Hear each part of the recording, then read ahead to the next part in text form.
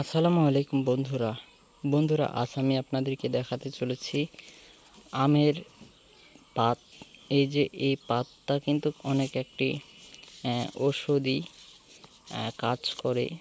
যাদের গ্যাসের সমস্যা বা বুকে জ্বালাপোড়া করে তারা এই গাছের পাতটা কিন্তু আপনার সেবন করতে পারেন।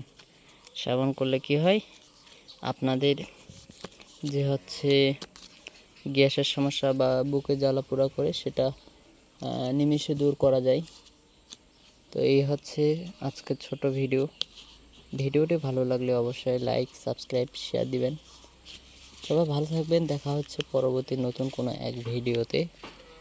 আর তাছাড়া আপনারা জানেন আমরা এই চ্যানেলে প্রতিনিয়ত আমরা এই রিলেটেড ভিডিও আপলোড করে থাকি। তো সবাই ভালো থাকুন, সুস্থ থাকুন। আল্লাহ হাফেজ।